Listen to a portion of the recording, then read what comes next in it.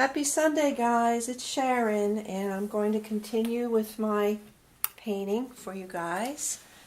And hopefully this will be a little bit better than last time. I'm getting used to this setup. I'm going to be using the mixture that I did yesterday, the lip nail blush, because it's still perfectly fine.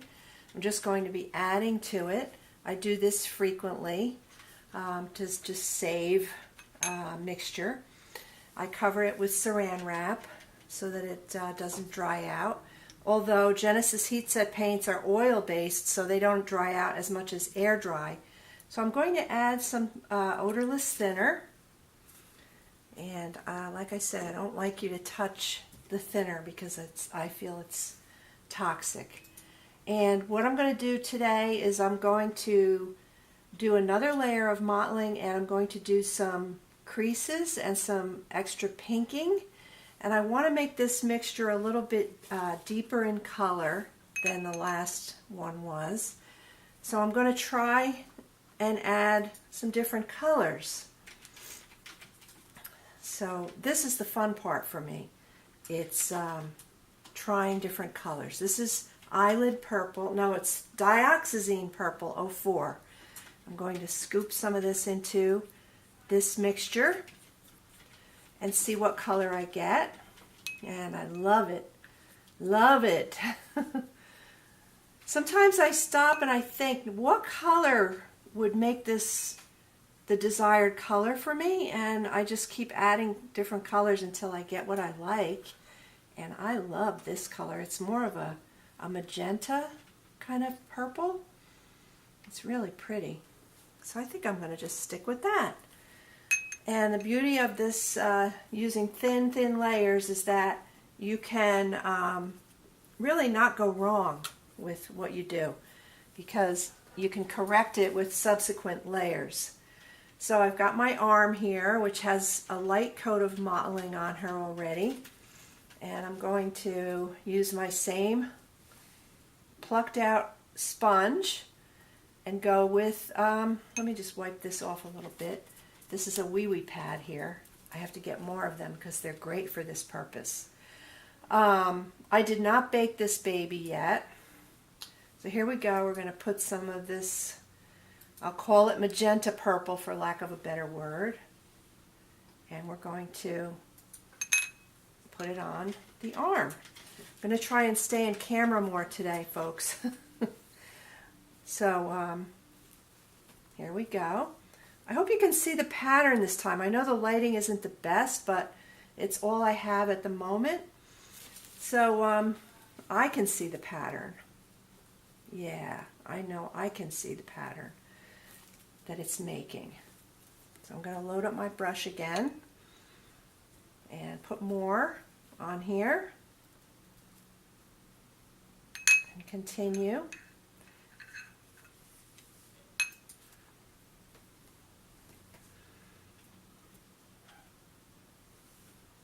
Once again, my bird hears me talking up here.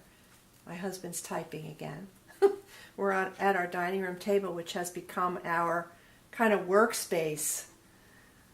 Yeah, so that's where we are. I hope you can see the pattern on camera. I hope my camera is picking it up because it's really a lovely, it's coming out really lovely. In my opinion, my humble opinion.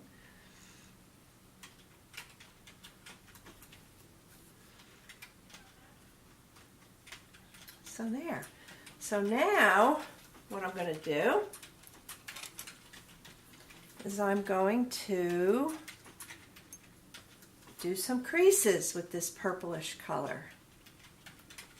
And it's very thin, so it's going to be a very subtle change here. I'm just using a thin brush.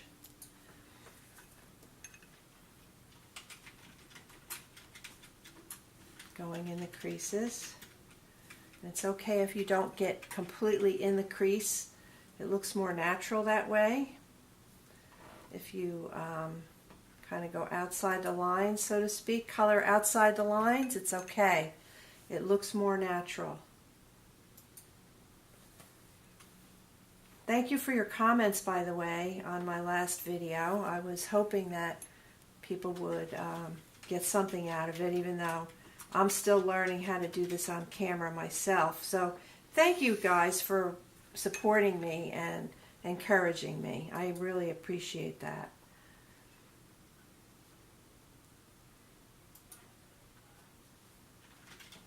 So we're just doing the creases with this lovely color. And I think I'm going to even put a coat on the nails of this color, because if you look at human fingernails, they are a little bit on the purplish side. They're a little bit deeper than the rest of the flesh, so I'm going to put some of this on there. It's going to take several coats before it actually shows up. So here's a little dent on the elbow. And what I'm going to do now is I'm going to start to put a little bit of extra color on the elbow. You can use every side of the cosmetic wedge, so even though this side has green on it, I'm using the side that doesn't, so that I can just blot that. And I'm going to put some purple on the top of her hand, because I happen to like that. You might not, but I do. So that's the beauty of reborning, is you get to pick the colors that you like for your babies. Yeah, that's one of the beauties of being an artist, that you get to do whatever you like. I'm going to put a little bit of purple on the inside of her hand as well, because I happen to like that. And this is very, very subtle, so it's not going to be noticeable until several more layers are built up. I'm going to do another layer of mottling on this same arm,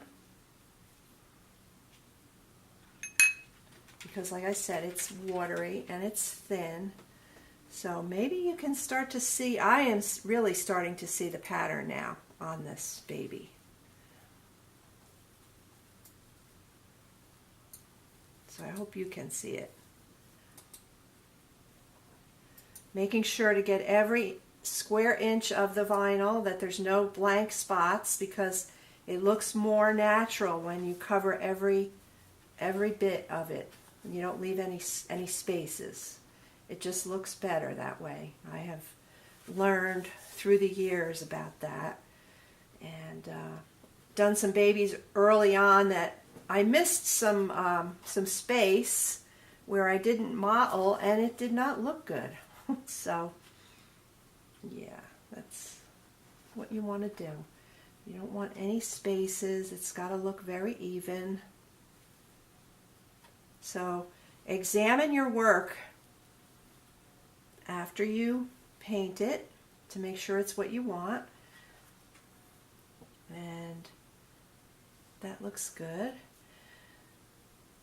So also what I'm going to do is I'm going to darken the inside fingertips a little bit, because this is going to take several layers before it starts to show up. So you got to start somewhere. So every time I have a batch of paint that will suffice, I use it. Yeah, okay. And then blot it. So that's that. Take a little bit of purple and put it on the upper part of the inside of the hand too. And then that part here, this part here, I like to put some color. And this part over here, there's no rule with reborning.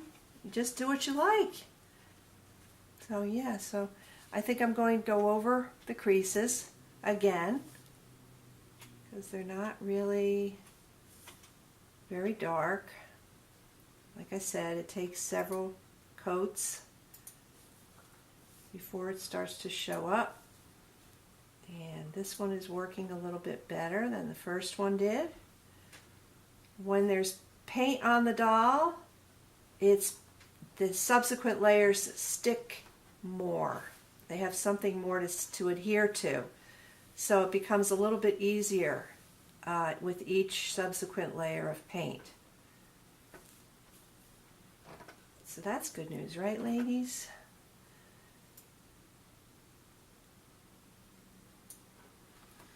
And gentlemen, if there's gentlemen reborn artists in the community, I don't want you to be left out.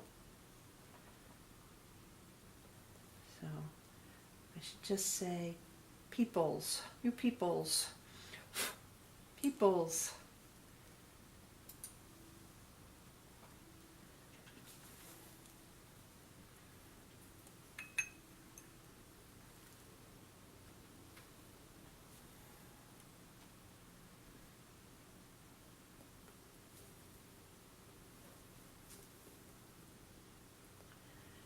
And you don't want to be touching the vinyl with your hands. So I have my finger inside the hole of the doll so that my hand is not touching the paint, because you'll smear it. Yep, you will.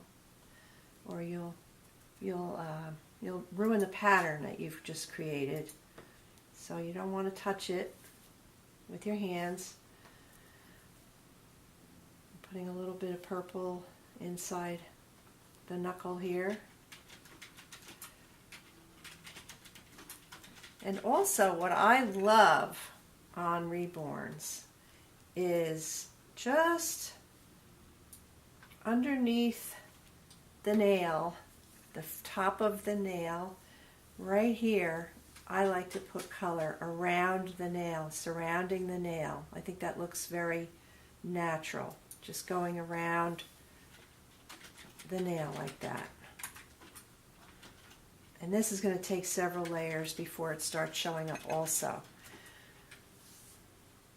I don't mean to make anybody shy away from this because it's such a lengthy process, but I'm telling you the truth, folks. Yeah, I am. It takes a long time. You can take shortcuts. Yep, you can, but your doll won't look real. It'll look like a painted doll.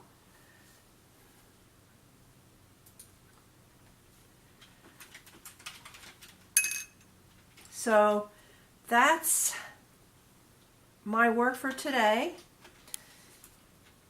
And that's all I'm going to do on camera for now. I'm going to go ahead and do the rest of the limbs and the belly plate and the face with exactly what I just did here. And the next tutorial will be probably veining, so you don't want to miss that. Okay? Thanks for watching, guys. Love you guys. I'm going to go turn off the camera now.